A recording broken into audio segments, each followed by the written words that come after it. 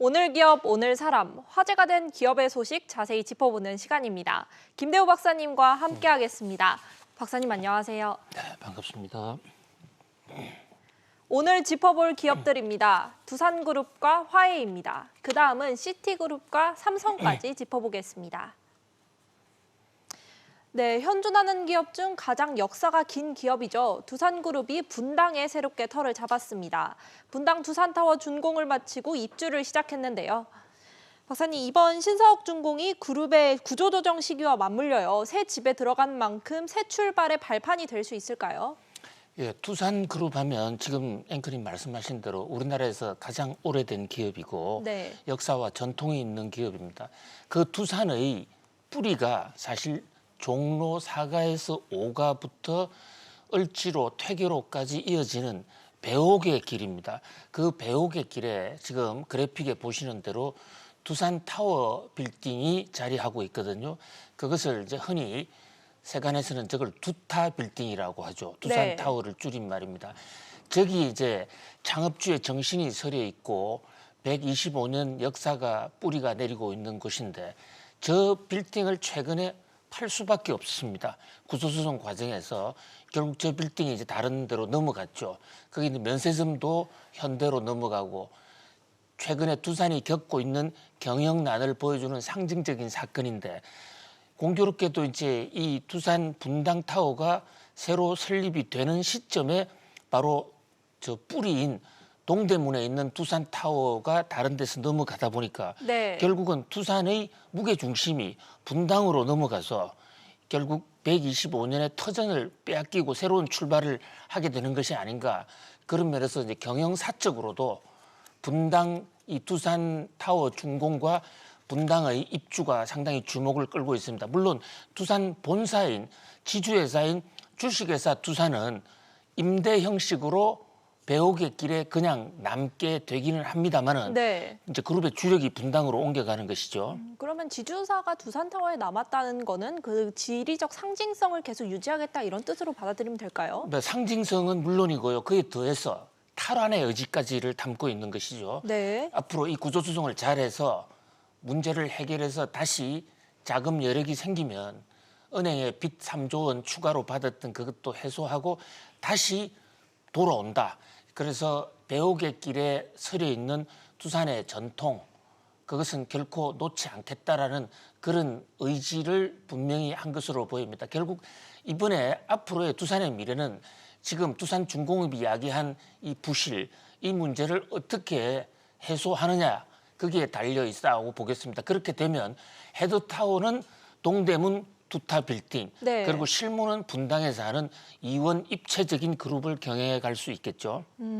현재 매각이 진행 중인 두산 인프라코어 얘기도 한번 해볼게요. 두산 인프라코어도 이번에 이제 새 분당 사옥에 입주하게 되는데 지난주에 대법원이 두산 인프라코어에 손을 들어주면서 두산그룹의 그 자구안 이행도 마무리 수순에 좀 들어갔다고 볼 수 있겠네요. 네, 두산그룹이 경영난에 처해서 자금이 상당히 심각해졌습니다. 네. 이 그룹에 금융 지원을 해주지 않으면 도산할 수 있는 위기를 맞았는데요. 거기서 산업은행과 이제 국책은행 등이 3조 원을 지원을 해주면서 거기에 대해서 두산도 자구 노력을 하라 해서 두산 구조조정, 특히 일부 현금 동원 능력이 있는 회사를 팔도록 하지 않았습니까? 네. 3조 원이 목표였는데, 자 지금 그 그래픽에 지금 나오는 두산의 그 주식회사 두산 주가가 오른 것은 지금 말씀 주신 대로 두산 인프라코어에서 대부분의 판결이 비교적 두산에 유리하게 나왔다 이렇게 볼 수가 있어요. 네. 두산이 중국의 두산 인프라코어 중국 회사를 만드는데 당시에 자금이 부족해서 그 돈을 미래 에셋 등 여러 가지 그 금융기관으로부터 이른바 재무적 투자자 조합으로부터 돈을 끌어다 썼습니다.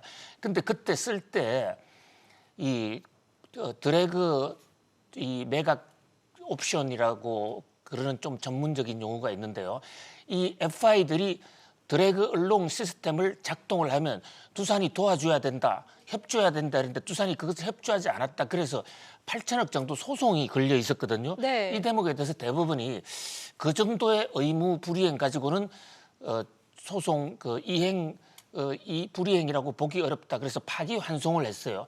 그런 면에서 굉장히 유리한 고지에 점하게 됐죠. 지금 두산 인프라 고아를 현대중공업에 넘기려고 하지 않습니까? 네. 그런데 그 과정에서 만약에 이번 지난주 재판에서 졌더라면 이 협상이 결렬될 수도 있었는데 그런 면에서 마지막 고비인 구조조 중의 마지막 고비인 구분능선을 넘었다라고 볼 수는 있습니다. 그러나 여전히 아직도 문제는 있는 게 이 드래그 얼롱이라는 게 그 소액 주주들, 소수 주주들이 팔고자 했을 경우에는 대주주들이 같이 팔아야 되는데요. 지금 현대중공업이 아닌 다른 쪽에 팔겠다고 했을 때 두산이 특별히 방어할 수 있는 수단이 없습니다. 그래서 결국은 앞으로의 이 두산의 마지막 구조조정의 운명은 현대중공업이 두산 인프라코에 돈을 얼마를 내놓기로 하느냐, 거기에 재무적 투자자들이 만족하느냐 안 하느냐, 거기에 운명이 걸려 있다 이렇게 볼 수가 있겠습니다. 네, 화웨이 런정페이 창업자의 막내딸이 중국 연예계 데뷔를 알렸습니다. 경영을 돕고 있는 두 언니 오빠와는 다르게 사교계에서도 유명세를 떨치며 화웨이 공주라는 별명까지 갖고 있었는데요. 박사님, 누리꾼들의 관심이 뜨겁다고 하죠. 막내딸 야오 안나 양에 대한 중국 내 시선이 좀 어떤가요? 예, 지금 중국이 화웨이의 막내딸 야오 안나 양의 이 연예계 데뷔설로 아주 들끓고 있습니다. 네. 지금 뭐 야오 안나 양이 본인이 연예인이 하겠다는 거 그게 자체에 대해서는 누구든지 왈가왈부하기는 어렵습니다만은 지금 화웨이가 중국과 미국과의 미중 무역 전쟁의 최첨단에서 지금 중국의 국익을 걸고 지금 싸우고 있는 와중인데 네, 어려움을 겪고 있죠. 그렇습니다. 그래서 지금 중국 국민들은 쓰지 않을 핸드폰까지도 이 화웨이 거를 사면서 소위 우리나라가 옛날에 과거에 했던 국채 보상 운동 같은 거를 벌이면서 화웨이 돕기 운동을 하고 있는데 네. 그 집안의 딸인 야오 안나 양은 그런 어떤 국가적 엄중함, 화웨이가 처하고 있는 이 사태의 엄중함을 모르고 지금 노래나 부르고 춤이나 추는 거 아닌가라는 것으로 지금 인터넷에 뜨겁게 지금 달아오르고 있는 그런 상황이에요. 지금 잘 아시다시피 지금 화웨이는 그 큰딸인 지금 멍완저우도 지금 이란과의 그 접촉에서 불법 행위 미국 측의 주장입니다만은 그게 드러나서 지금 소송을 미국 법정과 지금 싸움을 하고 있지 않습니까? 네. 그 왜 자식들이 왜 이렇게 적극적으로 아버지를 도와서 미중 무역 전쟁 극복 의지를 보이지 않느냐. 특히 멍완저우는 그 교도소는 가지 않는 대신 집에서 가택연금이 돼 있습니다만 가택연금 와중에 호화 어떤 음식판을 벌인다든지 호화 외출 이런 것들이 중국 언론에 보도되면서 중국 민심이 좀 들끓고 있는 그런 모습입니다. 방금 말씀해 주셨듯이 큰딸인 멍한저우는 현재 캐나다에서 가택 구금 상태죠. 근데 연금 상태에서도 호화로운 생활을 하고 있다. 이렇게 좀 비판이 있다고요. 어떤 상황인가요? 그렇습니다. 이제 큰딸이 멍완저우고 마지막 딸이 야오안나입니다. 그게 좀 이상하지 않아요? 어떤 점이 네. 예, 큰딸 성은 멍씨고 작은 딸은 야오예요. 네. 그러니까 형제인데 이렇게 성씨가 다른 거예요. 지금 그래픽에 보신 대로 아들만 화웨이의 지금 회장이 런정페이니까 런핑이라는 런씨 우리말로는 임씨인데요. 임씨 성은 아들만 갖고 여성들은 지금 성이 달라요. 이건 네. 왜 그러냐면요. 중국은 우리나라하고 달리 어머니 성을 따르는 경우가 상당히 많습니다. 법적으로도 오래전부터 보장이 돼 있고요. 미국의 경우에도 어머니 성을 따를 수가 있는데 따르는 케이스가 별로 없는데 지금 이 런정페이의 첫 번째 부인인 멍씨 첫 번째 부인을 따른 게 이제 멍완저우고 두 번째 부인이 야오 부인이에요. 야오를 따른 게 이제 본명은 야오스웨이고 예명이 야오안나 이래 되는데 이 멍완저우 경우에는 사실상 후계자로서 경영 업무를 하다시피 했는데 네. 미국이 이란에 대해서 핵 문제와 관련해서 마찰을 빚을 때 좀 거래를 하지 말아달라고 했는데 거기에 좀 증거를 포착을 당했다. 그런 면에서 좀 경영상의 실수를 한 것이 아닌가. 그리고 또 왜 중간에 밴쿠버를 왜 가가지고 밴쿠버에서 체포가 됐거든요. 근데 사실 알고 보니까 밴쿠버에 저기 본인이 투자해놓은 집이 있어요. 뭐 이런 등등의 것으로서 자식들이 아버지만 못하다 이런 얘기가 있긴 합니다만은 그러나 화웨이에 대한 중국인들의 근본 사랑은 여전히 식지 않고 있고요. 화웨이가 중국이다. 중국이 바로 화웨이다. 그래서 이번에 지금 트럼프 대통령이 물러가고 나면 화웨이를 부활시켜야 되는 것이 아닌가. 지금 미국에서는 바이든의 취임사가 취임식이 관심을 끈다고 그러면 중국에서는 화웨이의 부활이 국가적인 현안이 되어 있는 그런 모습입니다. 박사님 짧게 한 가지만 더 여쭤볼게요. 이번 주면 이제 바이든 새 행정부가 들어서는데 지금의 화웨이 제재 계속될까요? 누구도 단정적으로 예측할 수는 없습니다만은 그러나 이제 미국 국민들의 중국에 대한 경계심 또 중국의 미국에 대한 그 추월 이런 것에 대한 미국 사회의 불안감 이런 것을 바이든 대통령이 그런 것을 감안할 때 완전히 갑자기 이렇게 철회하기는 어려울 겁니다. 그러나 패턴은 트럼프 대통령의 좀 일방적이고 다소 무원칙한 때리기식보다는 좀 더 그 국제적이고 좀 더 그 체계적인 그런 정책이 나오지 않겠냐. 그런 면에서 화웨이도 새로운 어떤 시대에 대한 기대가 상당히 높아지고 있다 이렇게 볼 수 있습니다. 네, 다음 달이면 미국 월가은행에서 최초의 여성 수장이 탄생할 예정입니다. 바로 제인 프레이저 시티은행 CEO인데요. 고전 중인 시티은행을 다시 살릴 구원투수가 될지 관심이 쏠리고 있습니다. 박사님, 우선 시티은행의 실적 이야기부터 먼저 짚어볼게요. 지난해 4분기에 기대 이상의 실적을 발표를 했음에도 불구하고 주가가 급락을 했어요. 이유가 뭘까요? 시티그룹 주가가 많이 떨어졌죠. 6.9%나 떨어졌는데 지금 말씀 주신 대로 실적은 좋아졌는데 주가가 떨어졌습니다. 한마디로 이유는 시장의 기대보다도 훨씬 못했고요. 네. 시장에서는 이제 코로나 백신이 나오면서 금융주가 좀 살아나는 것이 아닌가라는 기대를 했었는데 정작 시티은행의 실적을 보니까 시장 기대보다는 훨씬 못했다. 특히 경쟁은행인 JP 모간이라든지 웰스파고 같은 날 발표했는데 그쪽보다 훨씬 실적이 못했어요. 그리고 이제 또 하나 그나마 실적이 흑자가 났다고는 하지만은 그것이 대손 충당금 환입이라고 그래서요. 이 2분기나 3분기 때 코로나19 때문에 부도기업이 많아질 것이라고 예상을 해서 이미 비용 처리를 해놨던 그 대손 충당금을 네. 다시 이제 상황이 좋아졌기 때문에 환입을 시켜서 이익으로 잡은 거거든요. 그러니까 시티은행이 경영을 잘했다기보다는 대손 충당금 환입에 대한 일시적인 것이다. 그래서 지금 실적이 별로 좋지 못했고 그래서 주가가 무려 6.93%나 폭락을 해서 시티은행의 지금 고민이 상당히 깊어져 간다 이렇게 볼 수가 있습니다. 뭐 다음 달부터 이제 새롭게 진두지휘하게 될 제인 프레이저 CEO에 대해서 관심이 커지고 있는데 3명의 아이를 둔 아이 엄마기도 해요. 워킹맘으로서의 뭐 비애를 약간 솔직하게 드러내기도 했죠. 그렇습니다. 이 제인 프레이즈라는 여성 경영인인데요. 지금 매우 주목을 끌고 있죠. 월가에서 미국의 그 메이저 금융기관 중에 여성이 CEO까지 올라간 것이 이번 제인 프레이즈 여사가 처음이에요. 네. 지금 이미 이 CEO가 되기로 확정이 돼 있고 2월 달에 공식 취임식을 합니다. 지난 주말에 이 시티은행이 실적 발표할 때 처음으로 공개적으로 모습을 보이면서 기자회견까지 했어요.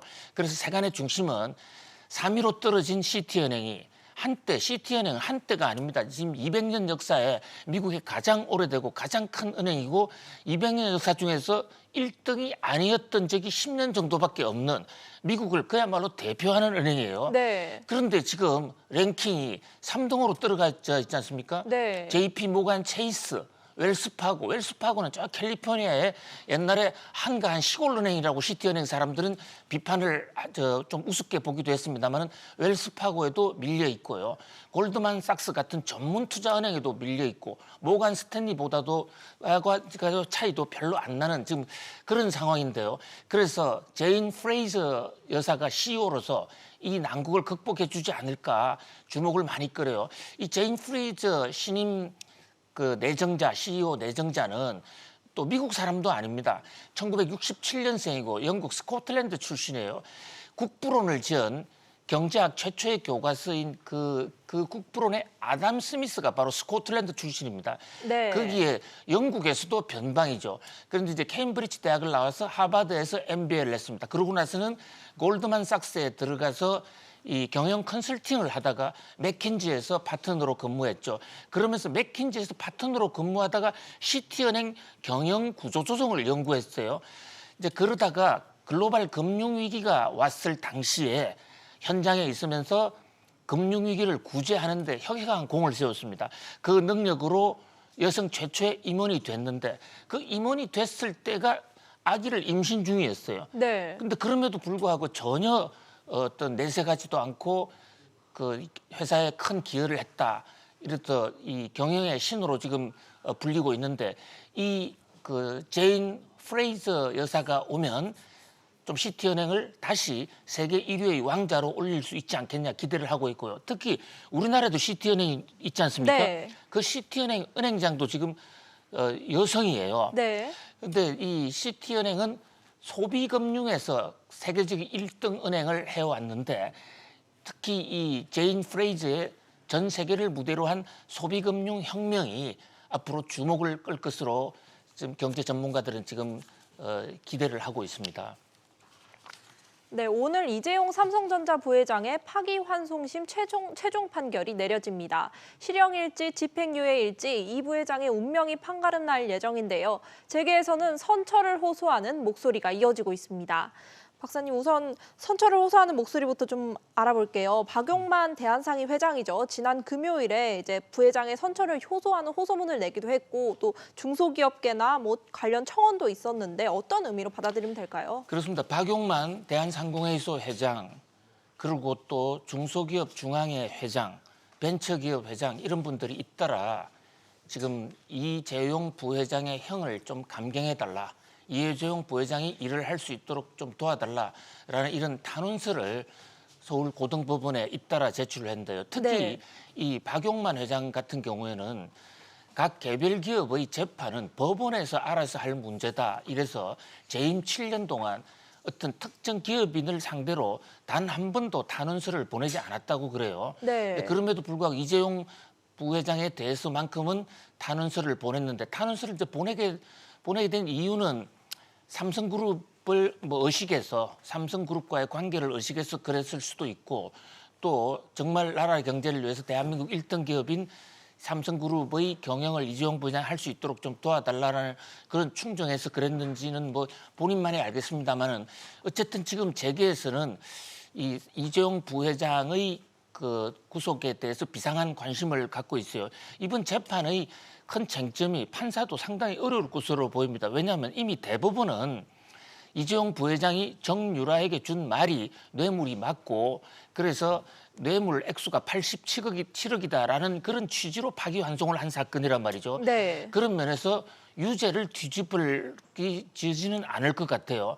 그러면 87억 원 정도의 뇌물이면 특정경제가중처벌법상 이 법 논리가 최소한 5년 이상의 징역이고 그러면 5년 이상의 징역에는 집행유예를 하지 않는 것입니다. 그렇다면 다시 구속시킬 수밖에 없는데 또 이제 그 경제계의 현실을 봐서 과연 구속시킬 수 있느냐라는 이런 또 재계의 탄원서까지 이런 걸 보면서 재판장인 정준영 판사의 고민이 상당히 깊어질 것으로 보입니다. 재판 이야기도 한번 짚어볼게요. 앞서 검찰은 이제 9년을 구형을 했죠. 근데 이제 양형 이제 유죄는 박사님이 말씀하신 대로 유죄는 확정이 됐고 양형 여부가 이제 관심사인데 이 재판부가 실형을 선고할지 아니면 참작을 해서 집행유예를 선고할지 관심이 모이죠. 그렇습니다. 근데 결국은 인신 구속을 해서 실형을 선고할 것이냐 그렇게 되면 이재용 부회장은 다시 구치소로 가야 되는데요. 아니면 집행유예로 유죄는 유죄이되 집행유예를 하고 일은 할 수 있도록 해주는 둘 개 중에 하나가 어디로 결정될 것인가 주목을 끌고 있는데요. 네. 이 재판부인 정준영 판사는 이른바 준법감시위원회를 설치하라고 이재용 부회장에게 명령 아닌 명령을 했어요. 네. 그것은 아마도 이제 이 특검 박영수 특검이 볼 때는 이재용 부회장을 봐주기 위해서 준법감시위원회를 설치해 놓으면 앞으로 삼성에 이런 일이 없어질 것이다라고 해서 봐주기 위해서 준법감시를 설치한 것이 아닌가 이렇게 지금 특검은 그렇게 주장을 하고 있습니다. 미국의 경우에 이런 준법감시위원회나 제도적 장치를 하면 감형해주는 어떤 시스템이 있어요. 그러나 이것은 감형은 개인에 대한 형량을 감형해주는 것도 미국은 없습니다. 회사에 대한 벌금 액수를 적게 할 때 감형을 해주고요. 만약에 네. 준법 감시위원회를 만들었다고 해서 죄를 저지르고 난 뒤에 앞으로 하지 않겠습니다라는 제도적 장치를 만들었다는 이유만으로 무죄 또는 집행유예를 해준다고 그러면 그야말로 유전 무죄 또는 돈 있는 사람은 절대 형을 살지 않는 이런 법적 불균형의 문제가 생기겠죠.